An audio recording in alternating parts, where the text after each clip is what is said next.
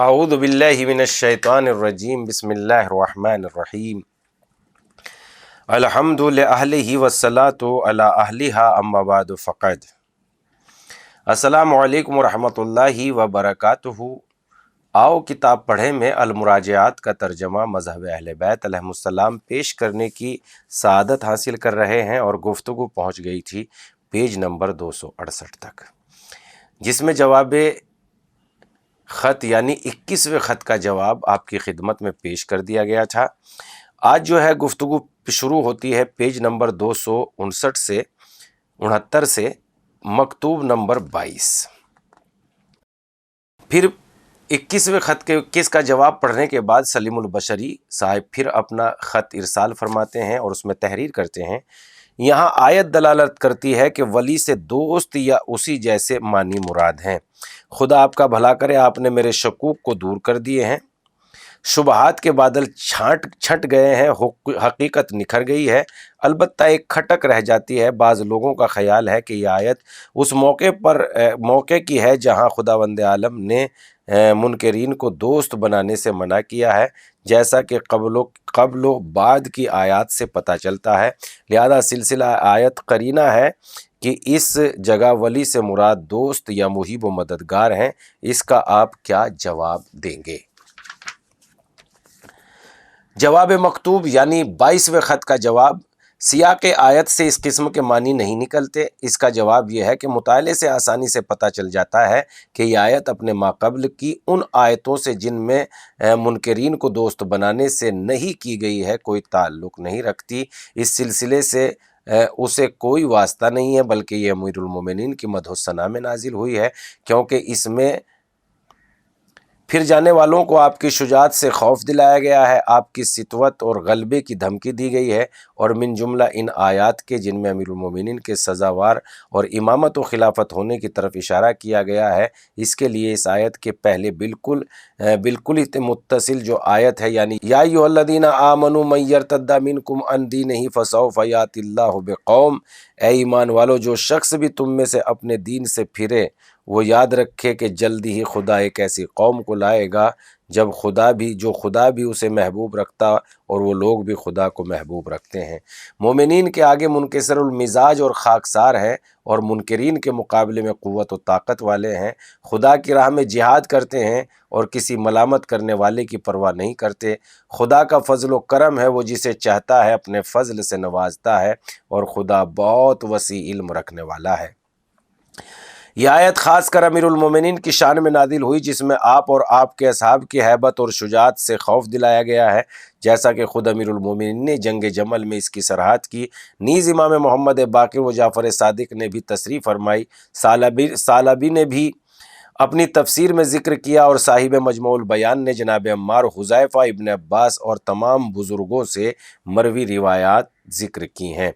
مختصر یہ ہے کہ ہم شیعوں کے یہاں اس آیت کا امیر المومنین کی شان میں نازل ہونا اجماعی مسئلہ ہے، اور ائمہ طاہرین سے بکثرت صحیح اور حد تواتر تک پہنچی ہوئی روایات بھی مروی ہیں۔ لہذا اس بنا پر یہ حقیقت آشکار ہو جاتی ہے کہ پہلی آیت سے خداوند عالم نے پہلے ولایت امیر المومنین کا اشارتاً ذکر فرمایا اور آپ کی امامت کا مجمل لفظوں میں ذکر کیا، اور اس کے بعد آیت کے انما نازل فرما کر سابقہ اجمال کی تفسیر فرما دی، اس اشارے کو واضح کر دیا۔ لہذا یہ کہنا کیوں کر صحیح ہے کہ یہ آیت انما ان آیتوں کے سلسلے میں ایک کڑی ہے جن کا منکرین کو دوست بنانے میں نہیں کی گئی ہے۔ سیاق آیت ادلہ کے مقابلے میں کوئی اہمیت نہیں رکھتا، علاوہ اس کے سرور کائنات نے اپنے اہل کو بمنزلہ قرآن قرار دیا ہے، اور یہ فرمایا ہے کہ دونوں کبھی جدا نہ ہوں گے۔ لہذا اہل بیت ہم پلہ کتاب الہی ہیں، اور انہی سے حقیقت و واقعیت کا پتہ چل سکتا ہے۔ کلام مجید اور اس کی آیتوں کے متعلق ان کے اقوال جتنے معتبر ہوں گے کسی اور کے نہیں۔ حضرات اہل بیت نے برابر اس آیت سے اپنی حقیقت پر استدلال کیا، اسی کو بطور حجت پیش کیا۔ انہوں نے ولی کی وہی تفسیر فرمائی جو ہم نے بیان کی ہے، لہذا ان حضرات کے اقوال کے سامنے بیان کا کوئی وزن نہیں دیا جا سکتا۔ اگر سیاق کلام کو ہم تسلیم کر بھی لیں، وہ ان کے نصوص و تصریحات کے معارض ہیں، تو ایک نص کے کے مقابلے میں ظاہر کا وزن ہی کیا۔ دوسرے یہ کہ تمام مسلمانوں کا اتفاق ہے کہ سیاق کے مقابلے میں ادلہ کو ترجیح حاصل ہے، دلیلوں کے مقابلے میں سیاق کی کوئی حقیقت نہیں ہے۔ اسی وجہ سے اگر کسی موقع پر سیاق اور دلیل کے درمیان تعارض پیدا ہو جائے تو سیاق کے مدلول پر عمل نہیں کیا جاتا بلکہ اسے چھوڑ کر دلیل کے حکم کی پابندی کی جاتی ہے۔ اس کا راز یہ ہے کہ جس موقع پر سیاق آیت اور دلیل میں تعارض پیدا ہوتا ہے اس آیت کے اسی سیاق اور اسی سلسلہ کلام میں نازل ہونے کا وثوق نہیں ہوتا۔ یقینی طور پر یہ نہیں کہا جا سکتا کہ یہ آیت اسی سلسلے کی ایک کڑی ہے، کیونکہ اس سے کسی کو بھی انکار نہیں ہے کہ کلام مجید جمع کرتے وقت آیتوں کو وہی ترتیب نہیں رکھی گئی جس ترتیب سے وہ نازل ہوئی۔ کلام مجید کا مطالعہ کیجئے، آپ کو بہت سی آیتیں ملیں گی جو نظم آیات سے کوئی رابطہ نہیں رکھتی۔ ان آیات میں کچھ بیان کیا گیا ہے اور اس کے ماقبل کی آیات کا سلسلہ بیان کچھ اور ہے۔ جیسے آیہ تطہیر ہی کو لے لیجئے، جس کا پنج تن پاک کی شان میں نازل ہونا ثابت و مسلم ہے، مخصوص ہے بس انہی خمسہ نجوبہ سے، لیکن ذیل میں واقع ہوئی تذکرہ ازواج پیغمبر کے خلاصہ کلام یہ ہے کہ اس آیہ انما سے ایسے معنی مراد و مقصود ہونا جو مفہوم سیاق کے مغایر ہیں۔ اس نے نہ تو کلام مجید کی شان ایجاد پر کوئی حرف آتا ہے اور نہ اس کی بلاغت میں کوئی کمی پیدا ہوتی ہے، چونکہ قطعی دلیلیں موجود ہیں جو بتاتی ہے انما ولیکم اللہ سے مراد اولا بالتصرف ہی ہے، نہ کہ غیر، لہذا کوئی چارہ کار ہی نہیں ہے سوائے اس کے کہ اس آیت کے سیاق کے مخالف و مفہوم پر حمل کیا جائے اور ولی سے مراد اولا بالتصرف لیا جائے، نہ کہ دوست و محب یعنی چاہنے والا۔ مکتوب نمبر 23، 22ویں خط کا جواب سننے کے بعد پھر سلیم البشری خط نمبر 23 بھیجتے ہیں۔ مراد آیت میں تعویل ضروری ہے تاکہ سلف پر آنچ نہ آنے پائے۔ اگر درمیان میں خلفائے راشدین کی خلافت نہ ہوتی جس کے صحیح ہونے پر ہم لوگ ایمان لائے بیٹھے ہیں تو ہماری بھی وہی رائے ہوتی جو آپ کی رائے ہے، اور آیت کے معنی وہی سمجھتے جو آپ سمجھتے ہیں، لیکن ان بزرگواروں کی خلافت میں شک و شبہ کرنے کی گنجائش ہی نہیں ہے، لہذا بچنے کی صرف یہی صورت ہے کہ اس آیت کی ہم تعویل کر دیں تاکہ ہم ان خلفاء کو بھی صحیح اور درست سمجھیں اور ان لوگوں کو بھی جنہوں نے بیعت کر کے ان کو خلیفہ تسلیم کیا ہے۔ 23ویں خط کا جواب، سلف کا احترام مستلزم نہیں کہ آیت کے معنی میں تعویل کی جائے، تعویل ہو بھی کیا سکتی ہے۔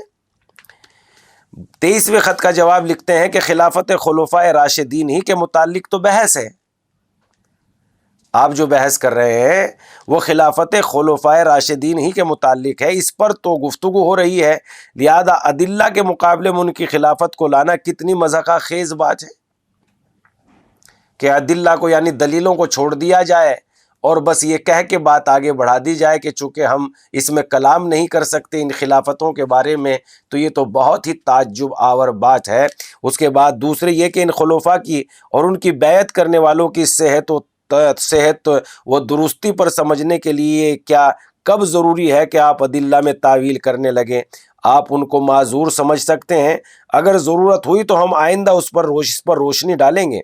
ہم نے جن نصوص کا ذکر کیا ہے یا دیگر نصوص جن کے ذکر کی کوئی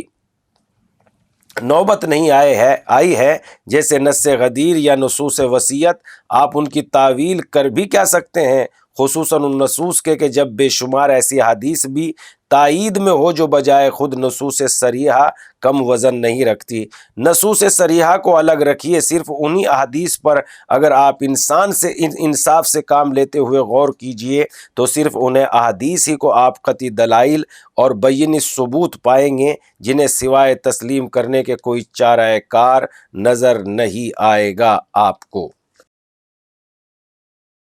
مکتوب نمبر 24 یعنی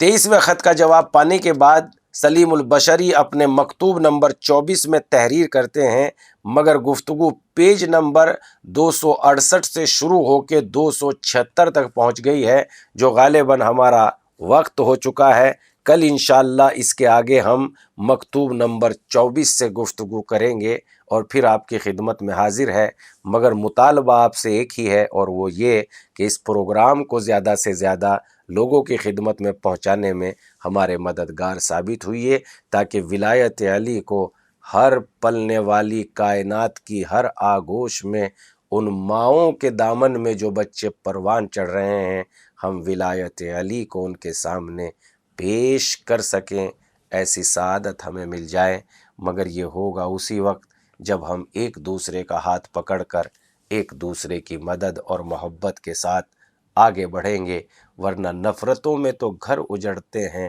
دین کیا آباد رہ جائیں گے۔ والسلام۔